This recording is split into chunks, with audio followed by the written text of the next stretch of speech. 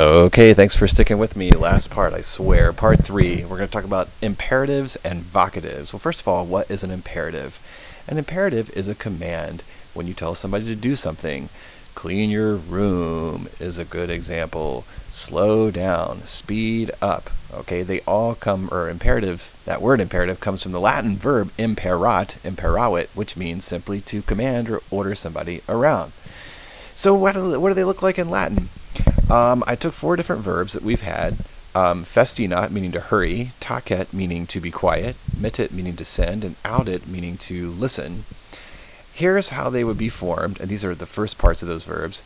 When you're talking just to one person, it's pretty straightforward. Festinat, if you'll notice, actually, they all drop this T at the very end, and the vowel tends to lengthen, except for a few oddballs, like mitte, and then bam, there it is. So festinat, if I wanted to say, hey, you, hurry, I would say festina.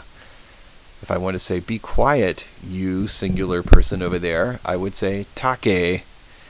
If I wanted to say, hey, send this letter, this is where it gets a little weird. You would expect it just to lengthen that I to be miti, but for whatever reason it becomes mitte. And then audit, listen, becomes audi. Yes, the car Audi is commanding you to listen to it as it drives down the road. Wow. I don't want to fret about this so much. Just know that if you see Latin dialogue, in other words, when one character is talking to another and a verb form ends simply in a vowel, chances are that's an imperative. Now, how do you make it plural, like you're talking to a whole group of people, more than one person? That's easy too. You still lengthen the vowel except for the oddballs like that. And this time you add an E at the end. So festinat becomes festinate, like all of y'all need to hurry up. If I wanted to tell all of you to be quiet in class, I would say takete.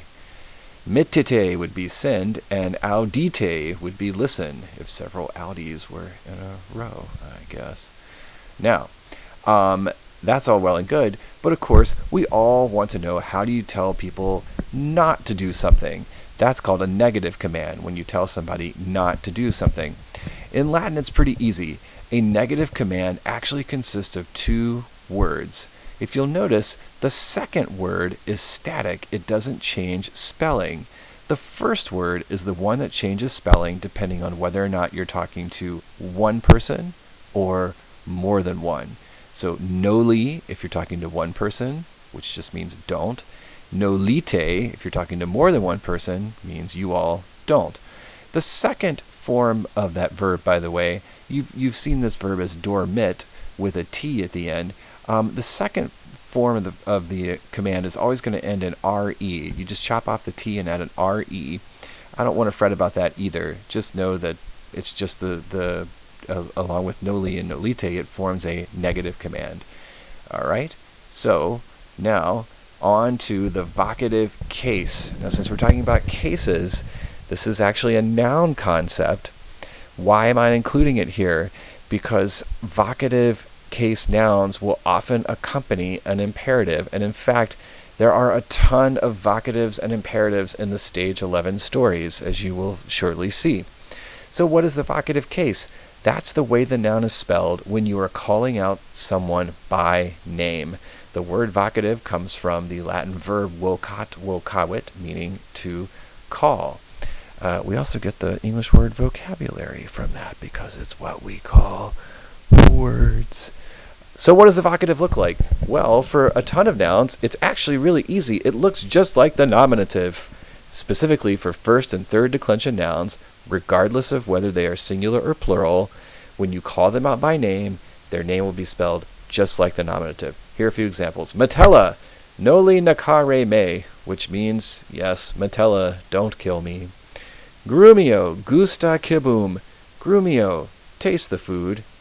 Gladiatores, nolite lacrimare, gladiators, don't cry.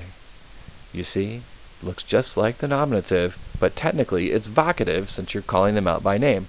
So those of you who are super astute will notice that the second declension is missing from this little formulation. The second declension is where the vocative looks a little bit different from the nominative. For the singular, the second declension nouns that end simply in the letters us, as in Quintus, you chop off the us and add an e.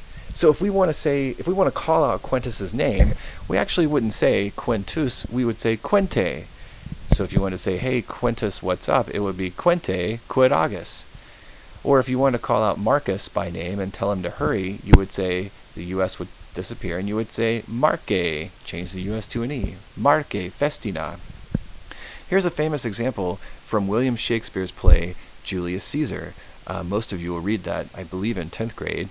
When Julius Caesar is getting stabbed, he turns to his friend Brutus and says, Et tu, Brute, which means, and you, Brutus.